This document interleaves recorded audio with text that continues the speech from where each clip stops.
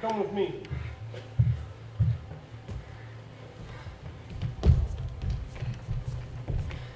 Get in. Be home in no time. Come on, Spider. Come on, girl. Up. Good. Good lass. Hip.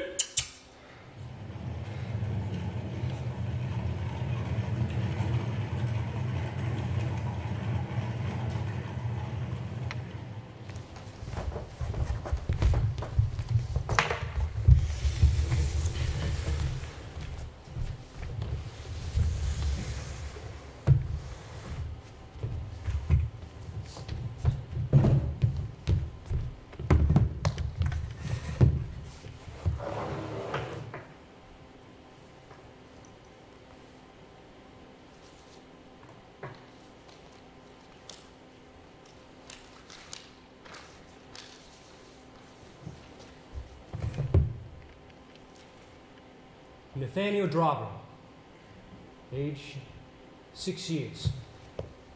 Cause of death, drowned. Rose Judd, nursemaid. Cause of death, drowned.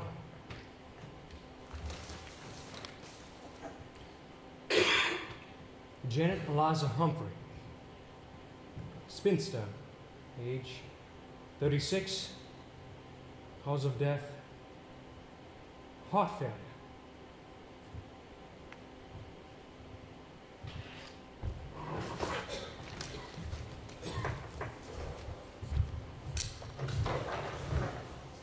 Well, you've come a long way since that night I met you on the late train. Feels like 100 years ago. Hey, you've been through some rough seas.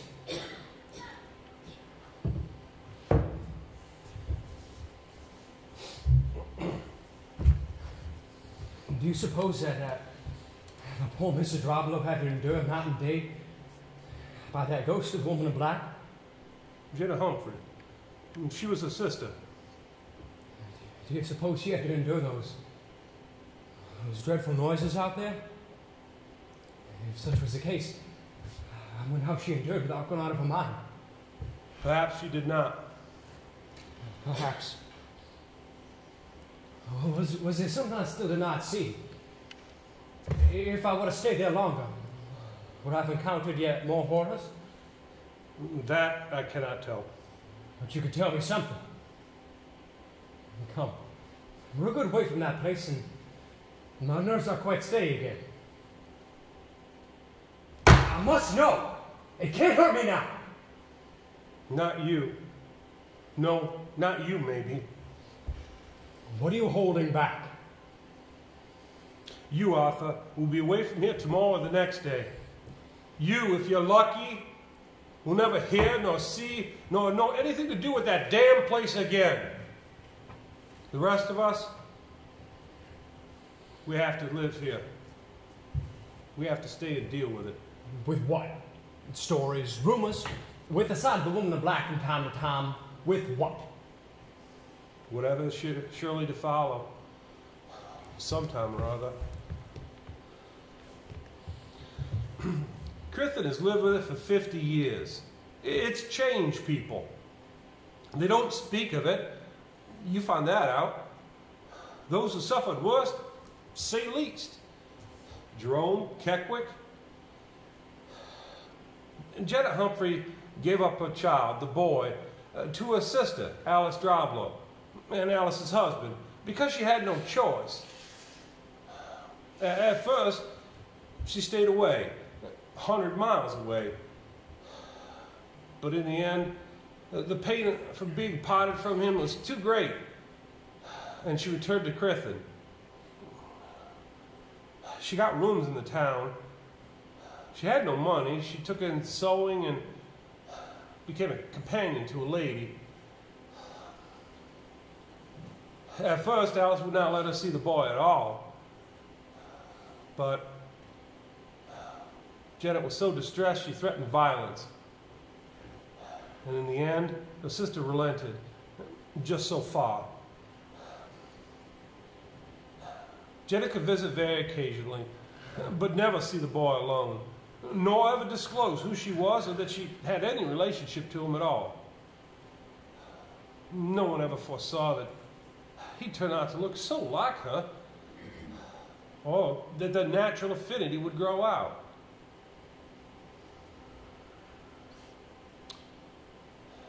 The more and more she saw him, the more attached he became to her. And the more attached he became to her, the colder he became to Alice Droblow. She planned to take him away, that much I do know. But before she could, the accident happened, just as you heard. The boy, the nursemaid, pony trap, and driver, Keckwick. Keckwick? Keckwick's father. That's a treacherous place, as you found out to your cost. The mists sweep in suddenly over the marshes. The quicksands are hidden. So they all drowned. Janet Humphrey was at the house, watching from an upper window, waiting for them to return. They recovered the bodies, but the pony and trap, they left it because it was held too fast in the mud. From that day, Janet Humphrey began to go mad. Was there any wonder? No. Mad with grief, mad with anger, and a desire for revenge. She blamed her sister for what happened, but it was no one's fault. The mist comes in without warning. Out of a clear sky. And whether it was because of a madness or a grief or what, Janet Humphrey contracted a disease that made her begin to waste away. The flesh shrank from her bones. The color drained from her. She looked like a walking skeleton, a living specter. Children were terrified of her. She died eventually. She died in misery and hatred.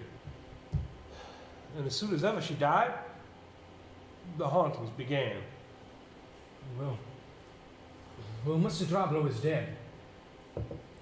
Surely now the whole matter will rest. And whenever she has been seen, in the graveyard, in marshes, in the streets of town, however briefly and whomever by, there's been one sure and certain result. Yes. In some horrible or dreadful circumstance, the child has died. What you mean by accident? Generally an accident, but once or twice it's been by an illness that has struck them down in a day or night or less. You mean any child? A child of the town? Any child. Jerome's child. But children sometimes do die. They do. Is there anything other than chance to connect these deaths with the sight of that woman? You may find it hard to believe. You may doubt it. Well, We know. I do not doubt, Mr. Dale. You may find it hard to believe. You may doubt it. Arthur? We know. Arthur! I do not doubt that, John. We know. I do not doubt that, John. Arthur! We know. And now it's your turn. I have no story to tell. A foul day, Holmes. Dead, don't you? Got scribbled over to my fiancée, Steph. Those women, it's clear that you're dead. Next time, prepare. Is there a family grave? We know. How did you get out? Droblow picked us up. Stella.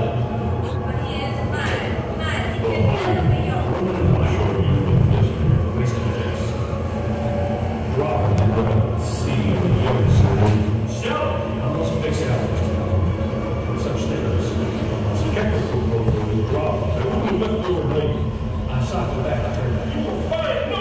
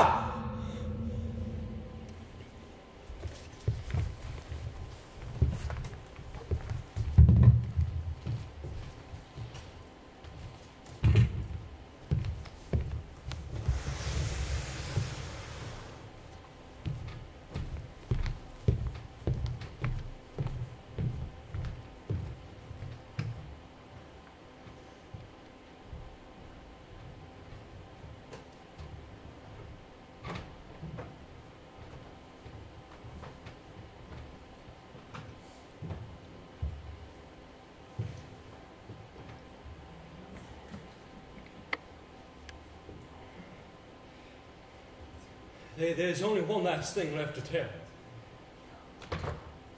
Within a few weeks, Stella and I were married. A little over the following year later, she gave birth to our child, a son, whom we called Joseph Arthur Samuel. Mr. Samuel Daly was his godfather. I never thought of the past. I was full of joy and contentment in my life. I was in a particularly peaceful and happy frame of mind one Sunday afternoon the following summer. We had gone to a large park, 10 miles or so outside of Nolan's. There was a festive holiday about the place. A lake, a bandstand, a stall selling ices and fruit. Families strolled in the sunshine. Children tumbled on the grasses. Stella and I walked happily with young Joseph, taking a few unsteady steps, holding on to our hands. One of the attractions on offer was a pony and trap, on which rides can be taken. And little Joseph gestured towards it excitedly. So since there was only room for two, Stella took Joseph, and I stood watching them bow merrily down the ride. And for a moment or two, they went out of sight, away around a bend. And I began to look oddly about me at the other joys of the afternoon. And then, quite suddenly, I saw her.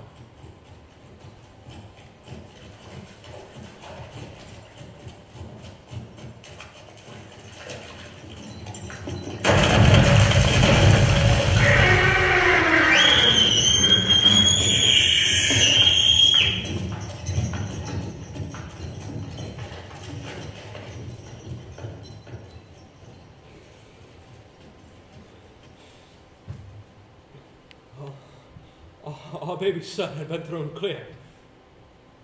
And clear against another tree. He lay crumpled on the grass below it, dead.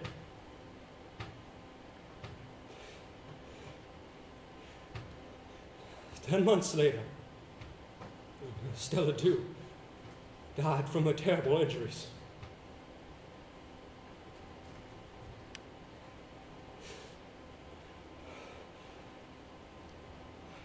I had seen the ghost of Janet Humphrey,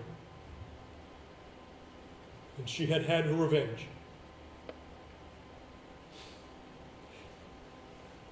You have asked for my story, and I have told it. Enough.